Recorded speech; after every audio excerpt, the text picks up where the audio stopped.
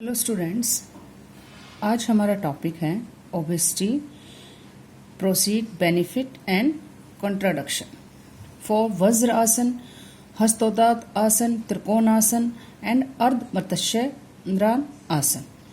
Obesity क्या है बेटा? ओबेसिटी के अंदर ये जो बहुत सारी जैसे हमारी बॉडी के अंदर डिजीज हो जाती हैं, प्रॉब्लम्स हो जाती हैं, वो किस कारण से होती हैं और क्यों होती हैं और उनको कैसे ठीक किया जा सकता है? योग आसन्स के द्वारा।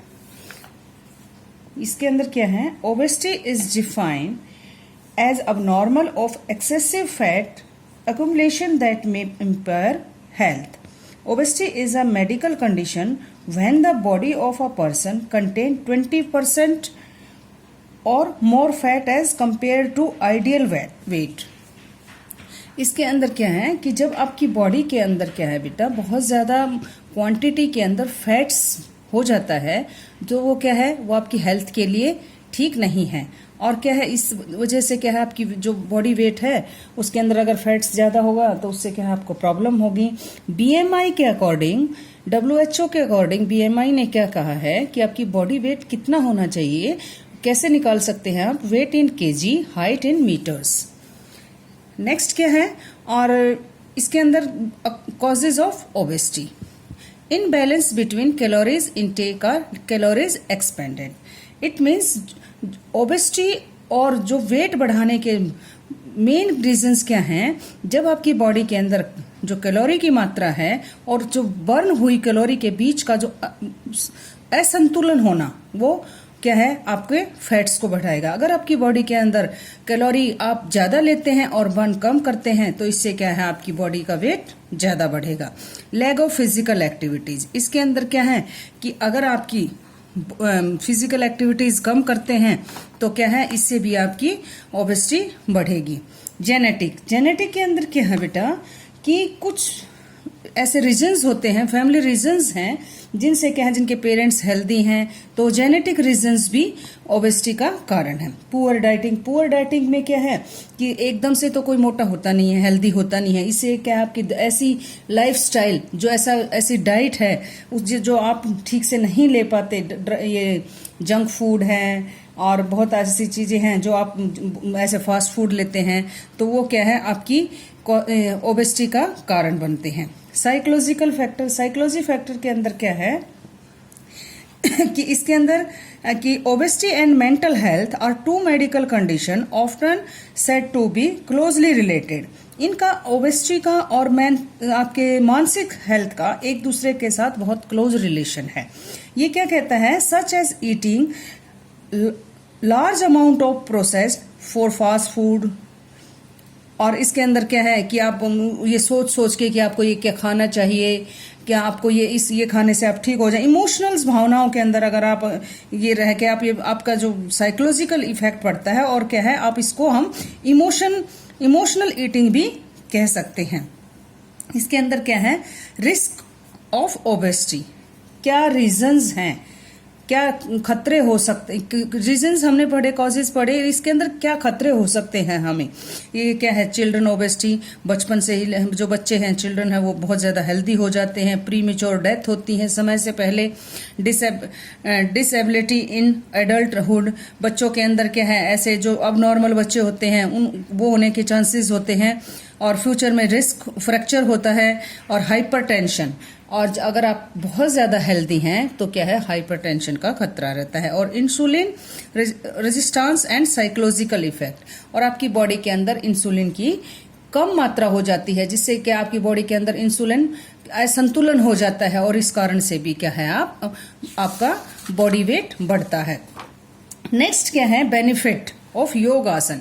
अगर आपको ओबेसिटी हो गई है, आप हेल्दी हैं, बहुत ज्यादा मोटे हैं, तो क्या है, उनको योग आसन्स के द्वारा किस तरह से ठीक किया जा सकता है? This asana is meditative posture. It is the only asana which can be practised immediately after eating meals. इसके अंदर क्या है बेटा कि आपको ये जो वज्र आसन है, ये आप इमीडिएटली खाना खाने के तुरंत बाद भी आप कर सकते हैं। ये आसन करने से क्या है कि आपका जो आपका डाइजेस्टिव सिस्टम है वो ठीक होगा। इसके करने से क्या बेनिफिट है? एक तो ये ध्यानात्मक आसन है, आपको क्या है कंसंट्रेशन करने में मदद करता है, डाइजेस्टिव सिस्टम इंप्रूव होता है, मसल स्ट्रोंग होती हैं और आपके इससे क्या है बॉडी पोस्चर भी ठीक होता है।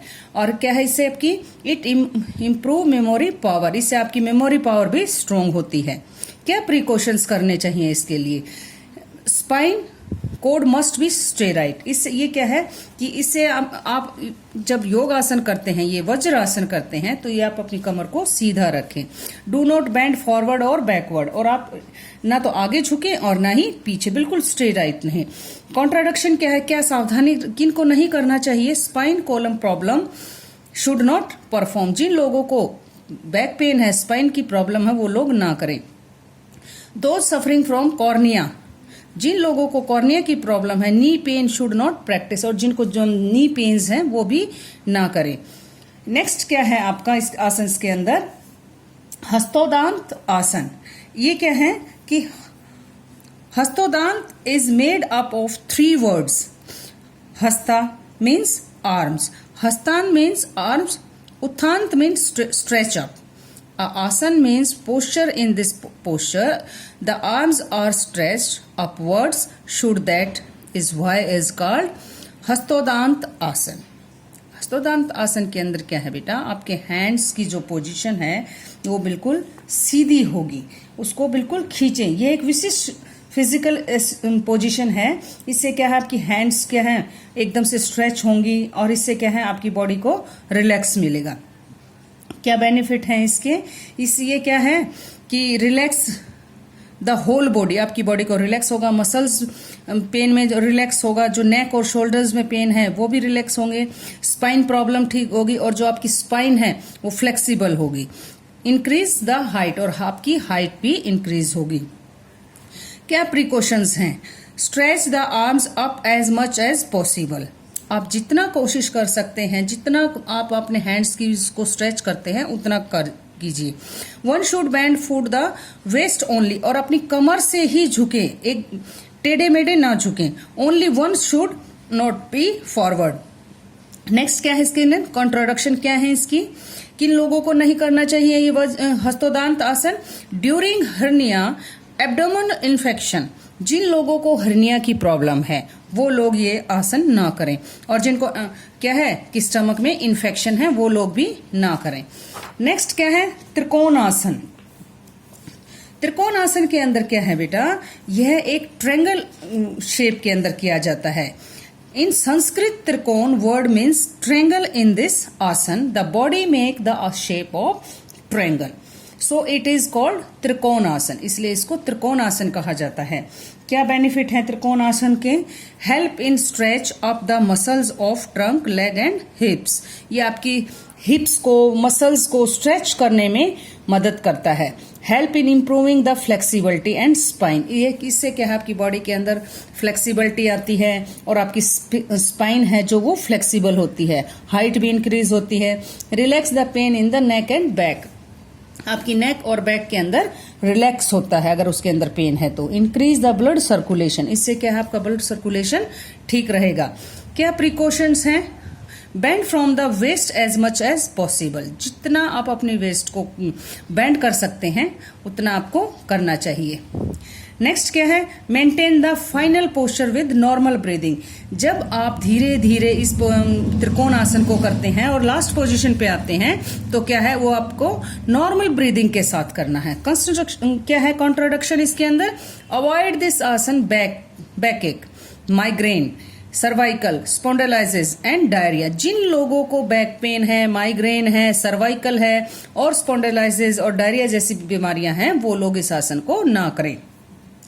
नेक्स्ट क्या है इसके अंदर कि आपका अर्ध मतस्यंद्र आसन। अर्ध मतस्यंद्र आसन क्या है कि अर्ध मतस्यंद्र अंदर एक नॉर्मल हल्का फुल्का प्राणायाम, ये आपका आसन है और ये एक मत्स्यनाथ जो योगी थे उनके नाम पे रखा गया था बेटा। इस आसन से क्या है कि आप क्या है जो बॉडी है वो धीरे धीरे रिलैक्स होती है। इसके अंदर क्या है, क्या प्रिकॉशंस करने चाहिए आपको? Twist the spine with support of arms, अपने हैंड्स की मदद से, हेल्प से क्या है आपको अपने स्पाइन को धीरे धीरे ट्विस्ट करना है। Sitting stay right in this asana is important. आप इसके अंदर क्या इंपॉर्टेंट है इस आसन के अंदर कि आप बिल्कुल सीधे बैठे, सिटिंग जो आपकी होगी वो सीधी स्टे राइट होगी। Do not give jerk to the spine, धीरे धीरे करें नहीं और जर्क ना लेके आए अपनी स्पाइन के अंदर। क्या कॉन्ट्राडिक्शन है इसके अंदर, कौन लोग नहीं कर सकते, पर्सन सफरिंग हर्निया, जिन लोगों को हर्निया की प्रॉब्लम है वो लोग ना करें। Survive arthritis should not perform, जिन लोगों को अर्थराइटिस की प्रॉब्लम है वो लोग भी ना करें। पर्सन विद साइटिका और slip disc should be continuous seek expert advice. ये कहते हैं कि साइटिका जिन लोगों को प्रॉब्लम है और स्लिप डिस्क की जिन लोगों को प्रॉब्लम है वो लोग डॉक्टर की सलाह से ही इस आसन को करें। Pregnant women should not be perform this आसन, प्रेग्नेंट लेडी भी इस आसन को नहीं कर सकती।